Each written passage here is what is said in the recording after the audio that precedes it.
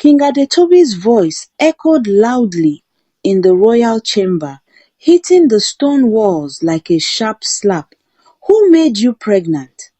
His voice was full of anger, and his eyes were filled with fury as he looked at his daughter, Ewa. You don't bring shame to my throne. What were you thinking, Ewa? Ewa stood there, trembling with fear. Her heart was racing, and she could not even look up to meet her father's fiery gaze.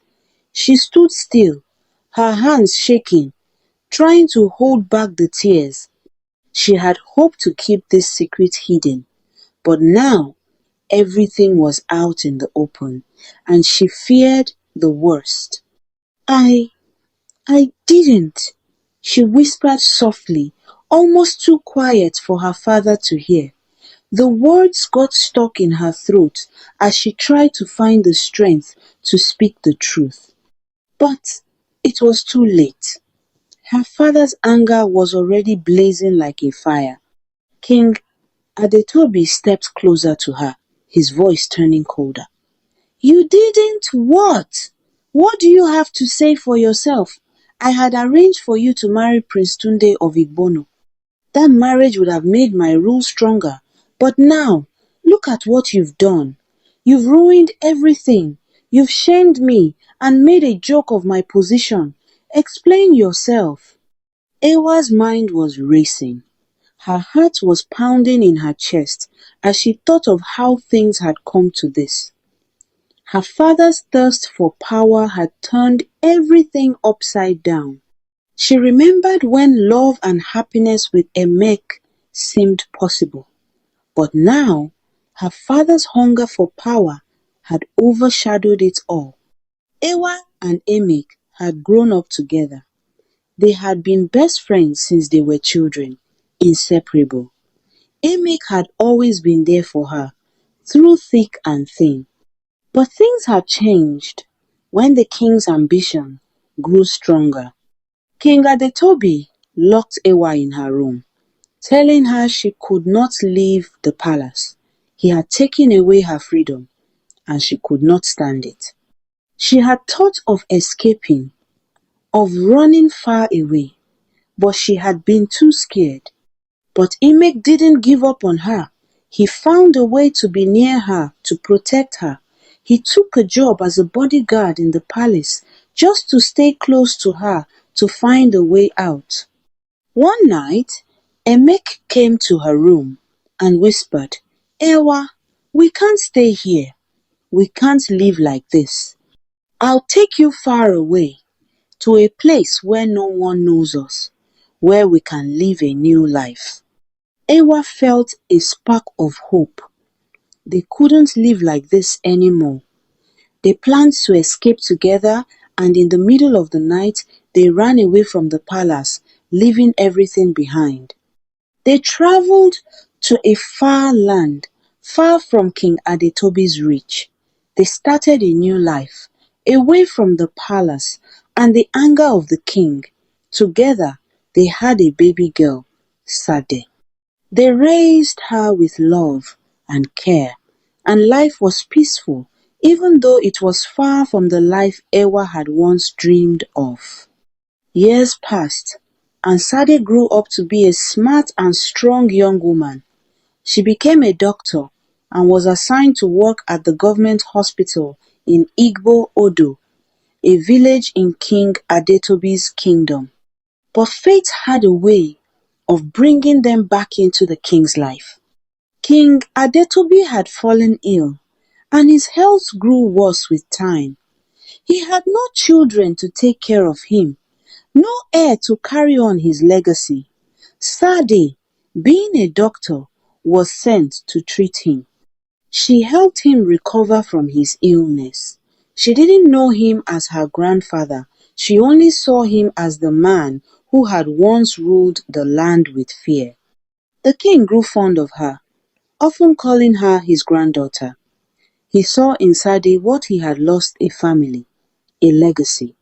He wished deep down that things had turned out differently, that she could have been the granddaughter he never had. Sade, however, never knew the full truth of her parents' past. She never knew the sacrifice they made to give her a chance at a better life. She only knew King Adetobi as a patient in need of help, and she treated him with the same care and professionalism as she did with all her patients. As the king's health continued to fade, Sade kept visiting him, unaware of the connection between their past and present. The past of her parents, the love they had shared, and the king's involvement remained buried deep, locked away in a history she would one day discover. King Adetobi's reign was coming to an end, and the kingdom was slowly changing.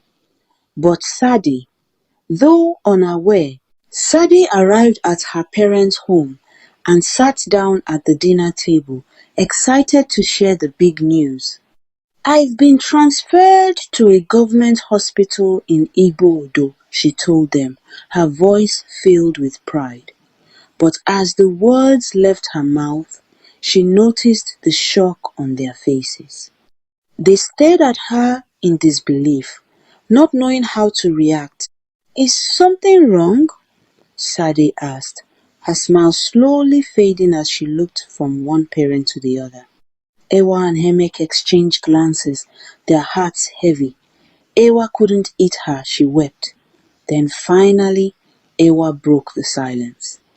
"Sade," she began, her voice trembling. "The king! The man you've been caring for! He's not just any king. He's your grandfather." Sade's eyes widened in surprise. "Grandfather?" she repeated. "I don't understand.